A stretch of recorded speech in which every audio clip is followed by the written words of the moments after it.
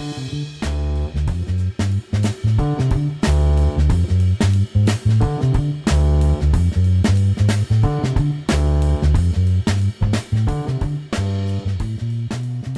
everybody, and welcome to another product review video. And today we are going to be talking about something I'm very excited about, and that is we are going to talk about the Metalsmith line of metal paints from Badger Metalsmith. Anyone who follows my channel regularly will know that I am a big fan of true metallic metals. I love metal paints. I love metal paints of all kinds. I like painting in true metallic metal. And people will also know that for me there is only one metal paint. Specifically, that is, up to this point, Vallejo Metal Color, which I found actually produced a very true metallic effect. I've tried every other metal paint on the market, period, and VMC was the best by a long shot. Not the model, not the air, not anything else. Every other brand was basically garbage you should throw away. So when Badger said they were coming out with a new line of metal paints, color me interested. One, because I like the rest of their paints, especially their ghost tints, and two, because they said it was more of a paint system. So what we're going to do today is just kind of talk this through. I've got some examples here, and I'll walk you through what the Badger Metalsmith system is. So when you pick it up, you effectively get sort of everything you see here. We'll walk through this and I'll talk about what it is. So the first thing, you get 3 aging bases. Okay. Let me see if I can sharpen up that camera a little bit. There we go. So you get 3 aging bases, which is ancient, old, and new. You get metal look, which is what they call it, or pure silver. And then you get all your colors. So this is specifically bronze, copper ore, gold ore, carbon iron ore, and then you also get a red ore and a blue ore. All right. And theoretically, what you're doing with this system is you're creating your own metallic paints. Like, they actually give you these instructions when you buy the set, and they show you like mixes you can do here, right? Where it's like, okay, it's this many parts of this one and this many parts of this one and so on and so forth to make something that looks like this, right?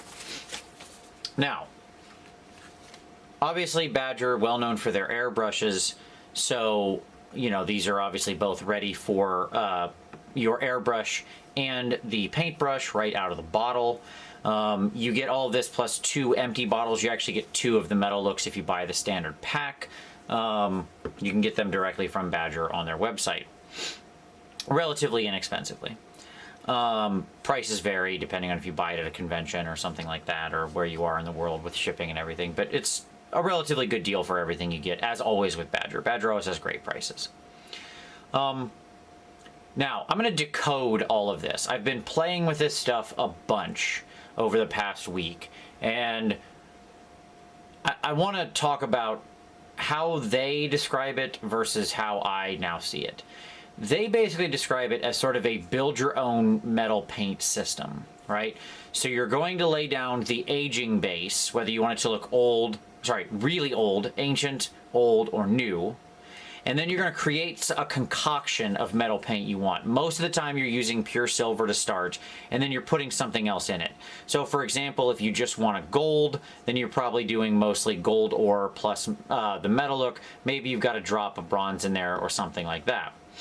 If you want to do very blue steel, well, you're probably going to do your pure silver plus a drop of blue plus maybe some carbon iron ore, which is what makes it look more like steel or whatever. And again, all these recipes are in the instructions. That's kind of the way they describe it. Now let's talk about what this really is. First of all, this what you see here, okay, so you've got like black, gray, and you can't even see it, but it's there, it's white. That's ancient, old, new. Or, as I like to call them, dark gray, mid-tone gray, and white primer. That's all it is. Okay, this is like, I cannot for the life of me find anything different about them beyond that. If there's something else special about these, I haven't noticed it. They are an acrylic polyurethane primer. They adhere super well. At Badger primers are obviously the normal Badger primers, the Stynylrez primers are fantastic. So they adhere well, they're durable, but as near as I can tell, they are a, you know, very dark gray, mid-tone gray, and white primer. Period. That's what you're laying down. This is actually your metal paint. This is a pure silver paint. Okay? This is it. This is the recipe where this from this all else flows. Okay? This is your paint with actual metal pigment in it. And then as near as I can tell, it is ground super duper fine, which obviously is very important for airbrushing.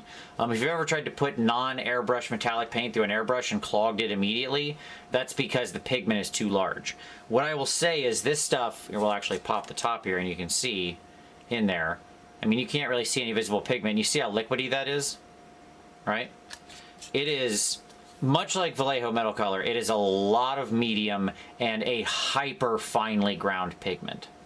Now, this first line here, what you see right here, that's just pure metal look. And you can see I run it over like the black, the gray, and the white. And like if you run it enough with your airbrush, it doesn't really make that much of a difference what it's going over. It is quite transparent. And that is what I'll say. One of the initial challenges with this system is it is very transparent metals. Okay? Even the raw silver is pretty transparent. If I were to do a thin layer with a brush, which, hey, guess what I happen to have prepared right over here. So if I grab just my, by the way, I would use synthetic brushes with this. I've noticed that microfine pigment will tear up your, it will just tear up your sable brushes. Okay. So if I were to just run a single thin line of this over all three of these,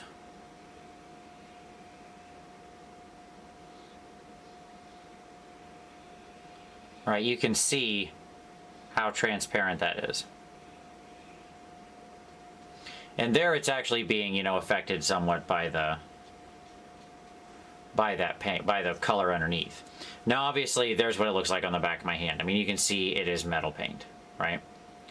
My pushback on this paint is this is a little dull. So this is going to be my sort of only negatives with this system are the core silver is a little dull. I'd really love it if it was a brighter, more reflective silver. But when you have it alone, it really doesn't have much of a shine to it. Like you can see, I'll kind of move the light around there. Like that line is the pure metal look, supposedly pure silver. And yet the other colors are actually brighter. You see how that light's reflecting over the other colors that I mixed in? Some of the, you know, theoretically color changing or darkening elements, and yet they're more reflective. If you want to see this in action, here is a miniature that I painted completely with the matte paint isn't the metal stuff, but all of the steel on his frame, right, and like all the gold on the trim, all the bronze on the details, all of this is this stuff, is this system. I used only this metal paint just to make sure that it was, you know, to really put it through its paces. Because this has steel and different colors of steel and bronze and gold and the whole deal. Okay? Alright. So like, and you know, I like it, it works. But this is a little flat. Now, ostensibly what you do, so what I've got here is I've got the silver, I've got some of the copper ore here, the bronze ore here, and the gold ore here. Well, you know what these are? These are just hyper thin, glossy inks, effectively. Okay? So if I get into this and bring it across, you'll see it's effectively just, it's black ink. It's hyper glossy black ink. Okay? So that's the carbon or that you use to make steel. When you put this together with the silver, what you get is this color right in here. This is a couple different blends of it in here, where I just kind of added, you know, played around with the amounts. You know, less, more, right? The bronze is just a sepia ink. Okay. Again, all this stuff is super gloss. And then, surprisingly, then if we get to the gold, guess what? Can you guess what it is? It's yellow. And because it's yellow, it is super duper transparent. And this is where the challenge of the transparent paint, the metal paint, somewhat compounds. Because the silver itself being fairly transparent, when you then dilute it with the ores, which are effectively just really glossy inks, you get something that doesn't cover super well. This paint system really, really, really runs into the challenge of like traditional metal paints of having not the best coverage in the world. Okay, like it really takes, when you're brush painting, like here, I'll make some gold paint right here. So I'll take some of my metal look silver. I'll bring in some of my gold ore. I'll bring in a little bit of my bronze ore. Okay. And what I get then is a pretty gold paint. And then we'll run some of this across here.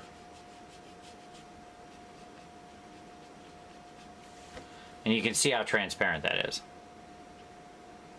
The darker is better. Like, that is to say, the steel covers much better, perhaps not surprisingly, because it's the metal look plus a very dark, glossy black ink. So when I go to the steel color, you know, it covers pretty well, right? I will say all of these cover better out of the airbrush than they do out of the brush, because you're able to apply a more even coat. But you can see how that's quite transparent, right? Even that, even the steel one. So your biggest challenge working with these paints is coverage. Now,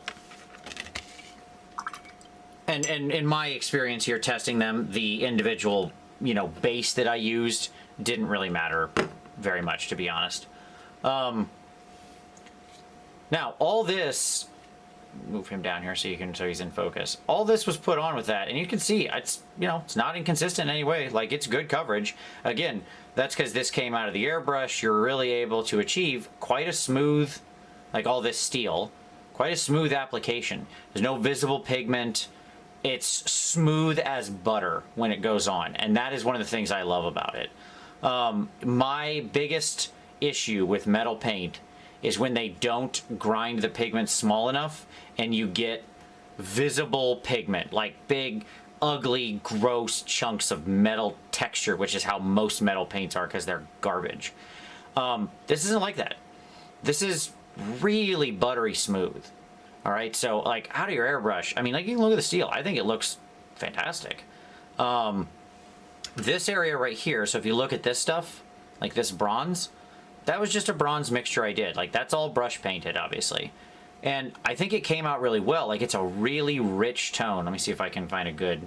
I don't have a lot of the bronze on here. I guess his little foot pads will work here, or his little whatever these things are. Like, this is a nice, rich bronze tone.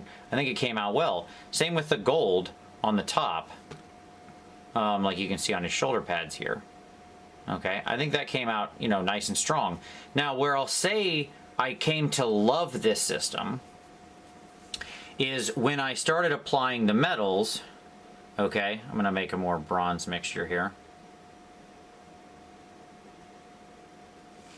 When I started applying the metals and, you know, kind of got them going, and then ended up shading them and just working live with them, and started working with the, like, with the inks sort of directly in the mix. And what I found is that I was able to sort of do these big wet blends across my metal because the ink or whatever it is, the ore, as it were, you're able to just really kind of blend that in. Like, I know this is rough as all get out because I'm not trying to be smooth with it. But what I found is that, like, if you like doing your true metallic metals in a sort of non-metallic metal style, here, we'll zoom back out so you can really see the top of him without it being fuzzy. Oh, wrong way. There we go. And we'll move up our focus a little bit here. Like, if you can see the blends and stuff, like on his face and around his shoulder pad, right, where we have these, or up here, like the back top is a really good example of it, right? I found I was able to really push wonderful transitions in the metal through the application of these ore colors that they come with. I also played around with some colored metals separately, like turning the steel red and blue, and I found that worked really well also, especially through the airbrush, because again, you are making it thinner. But those were really nice. You can even get like purple and stuff if you put a little red and blue together, or whatever. So, you know, but all of those metal paints that I put on that miniature required a fair amount of coats. Like, none of that was one coat, none of it was two coats. It was all multiple coats. Like, it was me going in, putting the paint down, letting it dry, coming back in with a new, you know, a new layer of it, putting another layer down, and so on and so forth, right? Over and over again until I had something that had a good amount of coverage. I will say I did find I had better luck with the bronzes and the golds when I actually laid them down over like an existing steel coat. I was able to basically move the color here more easily when I did that. So I found that worked better than actually going over their, like, you know, their bases or their primer. Your mileage may vary. That's up to you. But the point is that you can do a lot of really interesting things with the colors on this, and it actually gives you the opportunity to treat your metals much more like you would your matte paints, because you can do things like blend them out, glaze with them through the like additions of these thin inks, because you have a highly transparent thin thing to work with. You can do really nice transitions with them and sort of create these cool effects on your minis. But that's if you want to work in that style. So for me, I quite like that they have, like, you know, doing that and kind of having a nice steel transition effect. Obviously that's rough and quick, but you get the idea here, right? Overall, I quite like the set. I think it's good. I think it is better than the vast majority of the metal paints out there in its application. That is to say, like, in its end result. That's what I mean. Sorry, not application. Definitely not. In its end result. It's smooth, it's shiny, like the combination of the metal pigment plus the very glossy, again, I'm calling them inks. I don't legitimately know that they're inks. Like, it's a water-based acrylic. It's clearly super glossy. I mean, look on my palette where the old ones have dried. Like, you can see because I've been working with it all day. See all that glossy stuff? Like, that's just that dried ink, right? Produces like a really nice lustrous shine. You just can't get like a super great pure silver out of it, which is the only unfortunate thing. Like, the highest shine isn't as shiny as I would like it. But the end result is good. Again, I would rate this, again, as better than more or less anything else out there right now as far as the actual finish. But you're going to run into a big challenge when it comes to getting it to, you know, really, really, really stick. Especially if you're working with a brush, where it can be harder to control your mixtures. You know, things are going to be pretty transparent, pretty fast. You'll need to apply multiple layers to get them to really show. But once they do, the tones are rich, they're reflective. The sort of ore set alone, honestly, I would rate as worth it for picking this up. Let me say that. Because I found them to be wonderful for doing colored metallics out of the airbrush and working with the brush to shade existing metallics in a non-metallic metal style.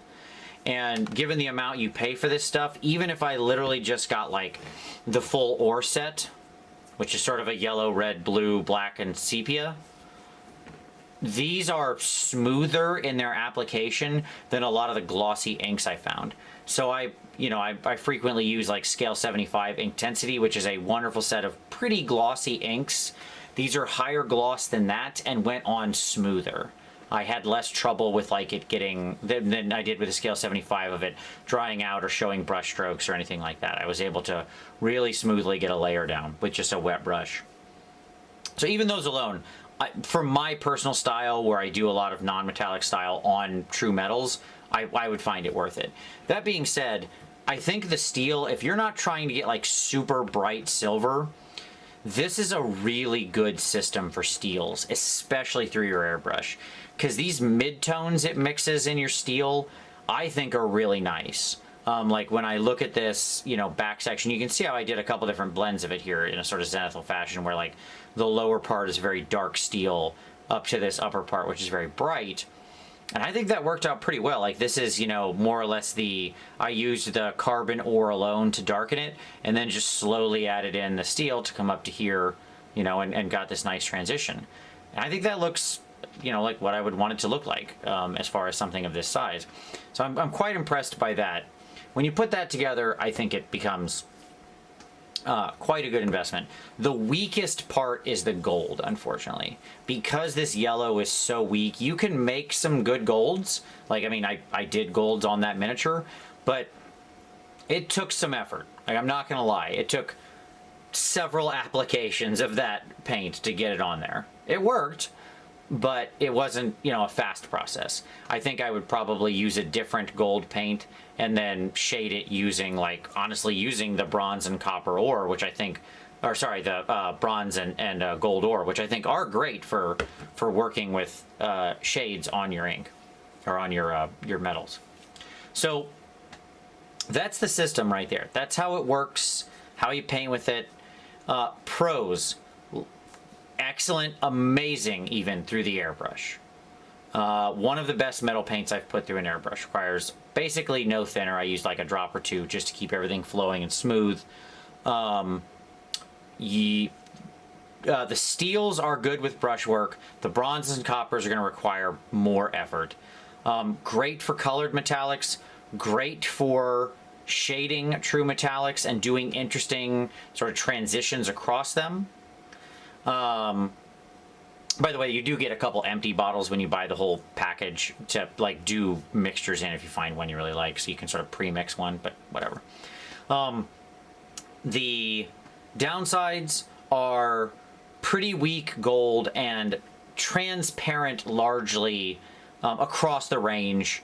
So, takes multiple applications to get a good shine going. Once you get there, it's a really nice shine and a really nice metal look because of that pigment, but you got to put in the work. And the high-end silver is not quite as lustrous as I would like.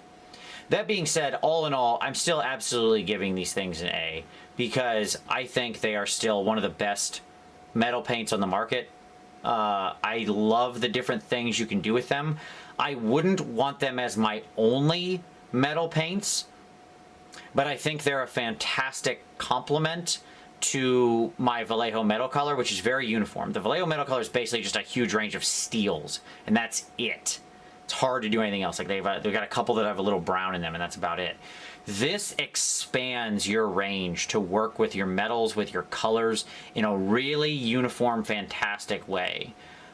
So to me, they're a perfect complementary set to the metal paint I already know and love, and I will be using them back and forth in conjunction happily. They're absolutely worth the investment in my mind. I couldn't be more excited that I bought them. And like I said, I'll be probably base coating in most cases with Vallejo Metal Color, using my highest highlights with Vallejo Metal Color Silver. But I'll be doing Badger for a lot of the other stuff, like for doing other non-steel color base coats, for putting metal paint through the airbrush. I think it shoots through better even than Vallejo Metal Color, for doing transitions, colors, shading. All of that's going to be this set going forward. I'm thrilled with it. So there you go. that's my review. I'll throw a link down to Badger's website so you can go check them out for yourself. Hopefully that gave you some idea of what they look like and how they work. I'll throw a picture up of this miniature at the end, like of the back of it, so you can really see all the steels and stuff. But there you go. That's the product review. It's pretty exciting. Still not better than Vallejo Metal Color, but really great and better than anything else I've tried. And that's something. So a very fun set, a worthwhile investment, solid A. There you go. If you like this review, give it a like. Obviously, we do a lot of stuff here, hobby cheating, Warhammer Weekly, everything else. So come back, subscribe if you want to see more content. Share this with anybody who's asked or you know might be looking at these paints or loves metal paints. Sharing is always very much appreciated. But as always, I thank you for watching this one. We'll see you next time.